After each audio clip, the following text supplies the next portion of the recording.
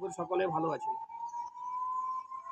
আমাদের বাজে অভ্যাস, ব্যাড হ্যাবিটের জন্যই আজকে আমাদের নানা রকমের রোগ ব্যাধি হয়। আমরা মুসলিম, আমাদের কথা ওঠা উচিত।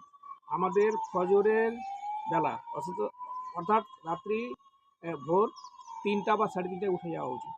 কারণ 3:30 থেকে 4:30-এর মধ্যে ফজরের নামাজ হয়।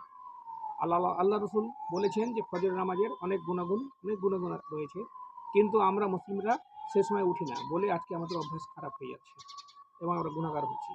আপনি যদি আপনার বাচ্চাকে, আপনার ফ্যামিলিকে প্রতিষ্ঠিত করতে চান, তাহলে আপনাকে উঠা উচিত 3 থেকে 3:30-এর মধ্যে, যাতে ফজর নামাজ আপনি পড়েন। আর যখন উঠবেন তখন আপনার ছোট ছোট বাচ্চাগুলোকে আপনাকে তুলতে হবে বিছানা থেকে।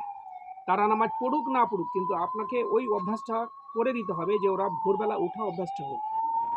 তাহলে কী হবে, এরা অনেক অ্যাটেন্টিভ হবে, জীবনে উন্নতি হবে। কিন্তু আমরা কি করি যে আমরা দেরি করে উঠি, ফজর নামাজটা আমরা ছেড়ে দিই। আর আমরা ছেলে মেয়েদেরকে আমরা বলি ঘুমাচ্ছে, কোনো কথা বলি না, আমরা কোনো ভ্রুক্ষেপই নেই। এভাবে অভ্যাসটা খারাপ হয়ে যায়। আর আমরা বলি কি আমাদের ছেলেরা ভোরবেলা উঠতে পারে না, দেরি করে উঠে আমার ছেলে। এই অভ্যাসটা কে খারাপ করালো? আপনি করালেন। তাহলে আপনাকে চেঞ্জ হতে হবে। আমার হিন্দুদের মধ্যেও দেখেছি মনি ঋষিরা ভোরবেলায় উঠে। আপনি পড়ুন গীতা, রামায়ণ, মহাভারত, ভোরবেলা উঠতেন, একদম ভোরবেলা প্রত্যুষে উঠে তারা জপ তপ করতেন, ভগবানকে ডাকতেন। সেই অভ্যাসটা এখন হিন্দুরাও করে না, যার জন্য এত রোগ ব্যাধি, এত কষ্ট মানুষের।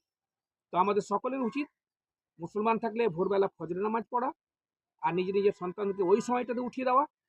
আর হিন্দুদেরকেও আমি অনুরোধ করব যে আপনিও ভোরবেলা উঠে আপনি আপনার ভগবানকে ডাকুন, কিন্তু আপনার ছেলেপুলেকে আপনি খুব সকালবেলা উঠান। তারা উঠে জপ তপ করুক আর না করুক, অন্তত তারা ভোরবেলা উঠে অভ্যাসটা তো ভালো করবে, তার অনেক রোগ ব্যাধি দূর হবে। আশা করি আপনারা সবাই বুঝতে পেরেছেন। আমার অনুরোধ থাকলো সকলেই ভোরবেলা উঠুন, সূর্য ওঠার আগে উঠুন। কথায় আছে early to rise early to sleep, early to rise early to sleep. ঘুমান খুব তাড়াতাড়ি আর উঠেন ঘুমান তাড়াতাড়ি আর উঠতেও হবে আপনাকে তাড়াতাড়ি। তো এটা থাকছে আজকের কথা। আপনাদেরকে আশা করি বুঝতে পেরেছেন। বড় হলে একটু খুব করেছ।